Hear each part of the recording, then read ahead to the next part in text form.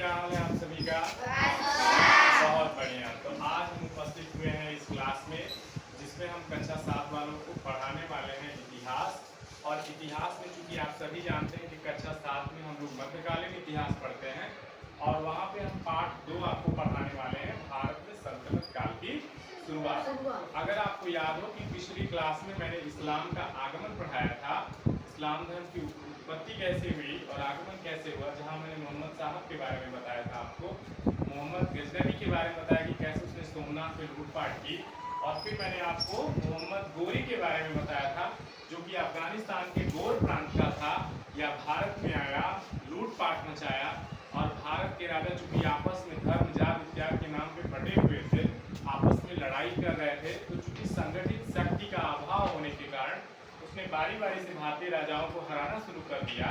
पर राजस्थान में आने के बाद उसको एक तगड़ा राजा मिला, वह थे पृथ्वीराज चौहान। पृथ्वीराज चौहान ने 1991 में तराइन के युद्ध में, तराइन का है बच्चों, आप हरियाणा के क्षेत्र में पाएंगे आप, उसने क्या किया था, राजा को पराजित कर दिया था। ठीक, जो ये मोहम्मद गोरी आया था उसको पराजित कर दिया 91 के युद्ध में। लेकिन हुआ क्या, 92 के युद्ध में उसके ही जो है अपने लोग, उसमें एक था जयचंद। जयचंद जाकर के इनसे मिल गया था अपने विपक्षी से, और मिल जाने के कारण उसने क्या किया, इनकी सारी बातें जितने भी सीक्रेट्स थे सब उससे शेयर कर दिए। और उसका परिणाम ये निकला कि 1992 में जब दूसरा तराइन का युद्ध हुआ तो पृथ्वीराज चौहान हार गए और मोहम्मद गोरी जीत गया, इनको बंदी बना करके अपने यहाँ लेकर के गया कोटला। आगे क्या हुआ क्या नहीं, इतिहासकारों का बहुत सारा मत है, कवियों ने बहुत सारी चीजें लिखी, तो हम उस पर डिस्कशन नहीं करेंगे। हम डिस्कशन करने वाले हैं बच्चों, भारत में सल्तनत काल की नींव कैसे पड़ी। तो बच्चों, जब मोहम्मद गोरी तराइन के युद्ध में इनको हरा दिया, जो कि सबसे सशक्त राजा थे पृथ्वीराज चौहान, जब ये हार गए तो हारने का परिणाम ये निकला बच्चों कि यहाँ पर धीरे धीरे तुर्क शासन स्थापित होने लगा, भारत के विभिन्न क्षेत्रों में इस्लामीकरण होने लगा, लोग डर इत्यादि के कारण इस्लाम को अपनाने लगे। और जब वो जाने लगा तो उसने अपने ही एक गुलाम जिसका नाम था कुतुबुद्दीन ऐबक, उसको भारत के शासन की बागडोर अर्थात केंद्रीय शासन की बागडोर उसको सौंप दी। वह गुलाम स्वयं तो गद्दी पर नहीं बैठा, पर वह गद्दी के नीचे ही बैठ करके शासन व्यवस्था को संचालित करने लगा।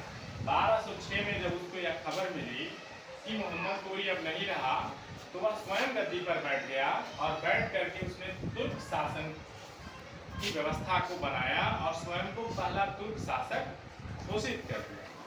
यह व्यवस्था चलती रही 1210 तक बच्चों, और 1210 में इसके ही दामाद इल्तुतमिश ने जब देखा कि अब कुतुबुद्दीन ऐबक शासन सत्ता करने लायक नहीं है और चौगान, घोड़े पे बैठकर एक खेल चौगान खेला जाता है, चौगान खेलते समय जब कुतुबुद्दीन ऐबक मर गया तो वह स्वयं जाकर के गद्दी पे कौन बैठ गया, इल्तुतमिश। ऐबक जब मर गया तो इल्तुतमिश जाकर के गद्दी पे बैठ गया, जो कि इसका दामाद था। 1210 में बैठा और इसने दिल्ली को अपनी राजधानी घोषित किया और स्वयं को भारत का पहला सुल्तान। तो आपसे प्रश्न पूछा जाएगा, भारत का पहला सुल्तान कौन था? आपका उत्तर होगा बहुत अच्छे। और सबसे पहले भारत को अपनी राजधानी किसने बनाई, दिल्ली को भारत की राजधानी किसने बनाई? तो भी आपका उत्तर होगा इल्तुतमिश। बहुत बढ़िया। इल्तुतमिश एक अच्छा शासक था, उसने लगभग 20 सालों तक शासन किया। आप देख पाएंगे 1210 से लेकर 1236 तक, यानी लगभग 26 साल तक उसने शासन किया। इस शासन के दौरान कुतुबुद्दीन ऐबक ने कुछ स्थापत्य का निर्माण कराया था। स्थापत्य मतलब बच्चों जो इमारतें होती हैं, विभिन्न तरह की इमारतें, प्रशासकीय इमारतें या सैलानियों के लिए या राजा महाराजा अपने तमाम सारे जो है विलासिताओं को पूर्ण करने के लिए अलग अलग तरह की मीनार, मस्जिद और बहुत सारी चीजें उन्होंने जो है बनवाया। उसी में कुछ एक मैं यहाँ बता रहा हूँ आपको, कुतुबुद्दीन ऐबक द्वारा बनाई गई जो स्थापत्य है, जैसे कुतुब मीनार जो कि अधूरा था, उसको पूरा कराने का काम इल्तुतमिश ने किया। और उसके बाद खिलजी वंश के शासक आते हैं, वो उसको और पूर्ण रूप से पूरित करते हैं। फिर उसने कुतुबुल इस्लाम मस्जिद का निर्माण करवाया, 2.5 दिन का झोपड़ा बनवाया, बहुत सारी चीजें कुतुबुद्दीन ऐबक ने कराई थी। हाँ, कुतुबुद्दीन ऐबक को बच्चों लाख बख्श के नाम से जाना जाता था। कारण क्या था कि वह बहुत उदार शासक था, वह न्यायप्रिय भी था, लोगों में अपनी उदारता के कारण, लोकप्रिय होने के कारण लोग उसे लाखबख्श के नाम से जानते थे। जब यह मरा तो आया पहला सुल्तान। शासन करने के दौरान बच्चों इसने क्या किया, इसने देखा कि जब अगर हमें शासन करना है तो जो विभिन्न कबीले हैं उन कबीलों का जो सरदार था वह सरदार सेनाओं का प्रमुख होता था। उसने देखा बिना इन अमीरों की सहायता से मैं शासन व्यवस्था चला नहीं पाऊंगा, तो उसने क्या किया, तुर्काने चहलगामी नामक एक व्यवस्था बनाई और विभिन्न 40 अलग अलग कबीलों के जो सरदार थे, जो गुलाम सरदार जिनको कहा जाता था, उनको एकत्रित किया और चहलगामी व्यवस्था बनाई और शासन को चलाना शुरू कर दिया। एक चीज और था, उस समय धार्मिक उन्माद की चरम सीमा पर था, तो उसी दौरान उसने देखा कि सरदारों के अलावा हमें उलेमाओं की आवश्यकता पड़ेगी। उलेमा धर्म गुरु होते थे बच्चों, उस समय के जो मुस्लिम धर्म गुरु थे उनको उलेमा कहा जाता था। तो उसने उलेमा और अमीरों को एक साथ मिला लिया और अपने शासन को चलाना शुरू कर दिया।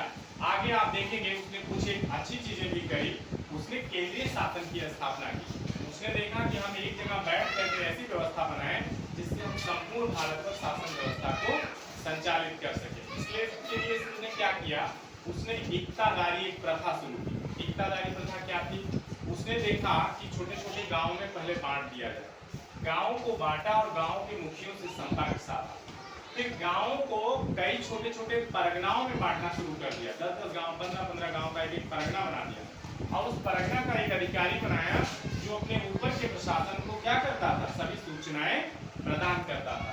और फिर ये परगना अधिकारी कई सारे परगनाओं को मिलाकर के इक्ता बनाया गया और उस इक्ता का प्रशासक इक्तादार होता था। तो ये परगना अधिकारी उस इक्तादार को अपनी सभी सूचनाएं प्रदान करता था और ढेर सारी इक्ता मिल करके एक केंद्रीय शासन का निर्माण करते थे। एक देश या एक ऐसे समुदाय का, एक ऐसे समूह का निर्माण करते थे जहाँ का एक केंद्रीय शासक होता था जो कि सुल्तान था। तो यह व्यवस्था इसने बनाई कि ताकि हम सभी जगहों पे समान रूप से अपने शासन व्यवस्था को चला सके। तो ध्यान रखिएगा, इक्तादारी प्रथा किसने शुरू की थी, आपसे पूछा जाएगा तो आपका उत्तर होगा इल्तुतमिश। फिर इसने बच्चों मुद्रा में भी सुधार का काम किया। उस समय वस्तु विनिमय चलता था, वस्तुओं के आदान प्रदान के माध्यम से लोग अपनी आवश्यकताओं को पूरी करते थे। उसने कहा नहीं, हम कुछ ऐसी चीज भी बनाएं, मुद्राओं को हम बनाएं जिससे मुद्रा के बदले हम वस्तु ले सकें। उसके लिए उसने क्या किया, चांदी और तांबे के सिक्के चलवाए। तांबे के सिक्के को उसने जीतल कहा और चांदी के सिक्के को उसने टका कहा। बच्चों आप मुझे बताएंगे कल पता करके कि किस देश की मुद्रा टका है। वह देश हमारा पड़ोसी देश है, वह देश हमारे देश के पूर्व में स्थित है, किसी खाड़ी के बगल में। अब इतना मैंने हिंट कर दिया, तो आप मुझे बताइएगा वह कौन सा देश है जहाँ की मुद्रा आज भी टका है। इस चीज का बच्चों आप सभी लोग ध्यान रखेंगे। तो इनकी शासन व्यवस्था जो चली वो 1510 से 1236 तक। 4 लड़के एक लड़की थी। सभी में शासन को लेकर बहुत ऊहापोह था कि जब इल्तुतमिश सत्ता से हटेंगे तो गद्दी पर कौन बैठेगा।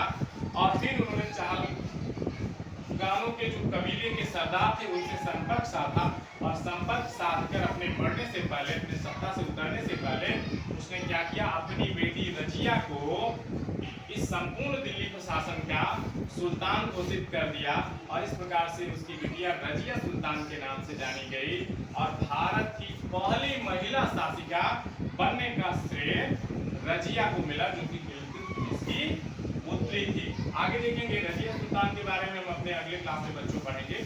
थोड़ा सा देख लेंगे, जब यह आया भारत में, जब तुर्क शासन स्थापित हुआ, जब पहला सुल्तान बना तो उसने कहाँ कहाँ राज्य किया। तो आप देखिएगा कि जब ये चला था मोहम्मद गोरी, तो ये अफगानिस्तान है। अफगानिस्तान भारत का पड़ोसी देश है। बच्चों पहले भारत एक भारतीय उपमहाद्वीप के नाम से जाना जाता था, जहाँ पर पाकिस्तान भारत में हुआ करता था, बंगाल बांग्लादेश भारत में हुआ करता था, आसाम के बगल में या ऊपर यहाँ पे चीन के बगल नीचे का हिस्सा तिब्बत भारत में हुआ करता था, भूटान भारत में हुआ करता था। ठीक है, ये सभी पहले भारत में, म्यांमार भारत में हुआ करता था, नेपाल भारत में हुआ करता था। तो उस दौरान आप देखेंगे ईरान के बगल में एक प्रांत था, गोर प्रांत, यहाँ से मोहम्मद गोरी निकला था। ठीक, आप देखेंगे जब ये शासन बना यहाँ पे, जब कुतुबुद्दीन स्वयं को शासक घोषित किया, तो इसने न केवल भारत बल्कि अफगानिस्तान के क्षेत्रों पर अपना नियंत्रण जमाया, पाकिस्तान के क्षेत्रों पे जमाया। जम्मू कश्मीर, पंजाब, राजस्थान, गुजरात, उत्तर प्रदेश, मध्य प्रदेश, बिहार, उड़ीसा, बंगाल, आसाम तक के क्षेत्रों में, यानी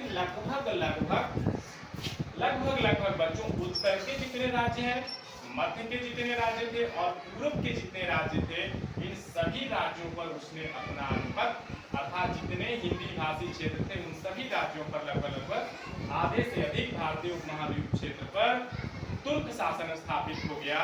और इस तरह से बच्चों भारत में सल्तनत काल की शुरुआत हो गई। सल्तनत काल का वास्तविक संस्थापक आपसे पूछा जाएगा तो आपका उत्तर हो जाएगा बच्चों इल्तुतमिश, क्योंकि कुतुबुद्दीन ऐबक एक गुलाम था और वह केवल 6 साल तक शासन किया था।